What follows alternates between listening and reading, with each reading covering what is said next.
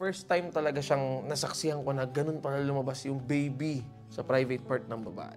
Nakita ko po talaga siya sa personal, tapos bumuka talaga ng ganun. Grabe, sobrang natakot po ako. Hindi ko talaga ma-imagine yung sarili ko na manganganak ako ng ganun.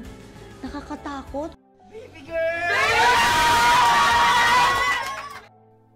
Magkakahalong reaksyon ang naramdaman ng buong Toro family nang masaksihan nila mismo sa harap nila kung paano nahirapan at inilabas ni Papi Galang ang pangatlong anak nila ng partner na si Harvey.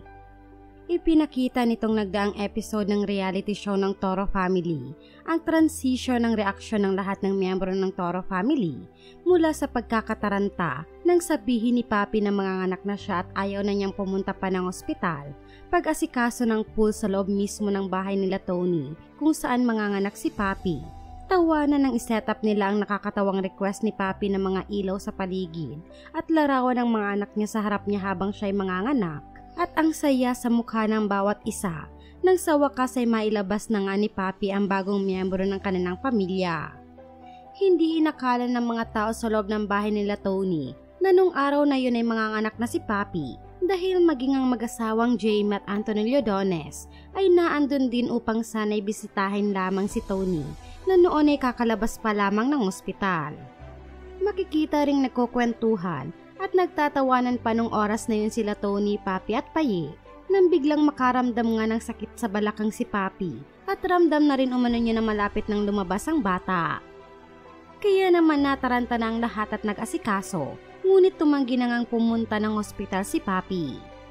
Sa kalagitnaan din ng pagle-labor ni Papi ay nagpa-set up si Paye ng mga ilaw sa paligid at larawan ni na Happy at Dodong na labis na pinagtawanan ng Toro family dahil inilagay ni Paye sa mesang larawan ng mga bata at nilagyan ng mga kandila sa paligid nito.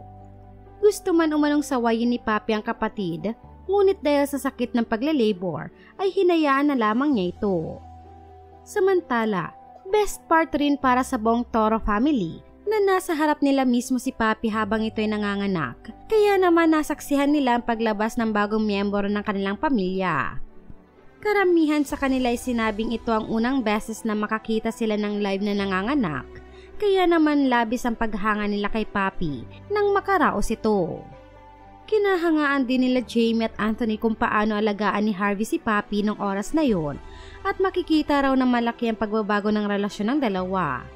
Samantala, sa araw lang din ng panganganak ni Papi nalaman nila ang gender ng ipinagbubuntis nito.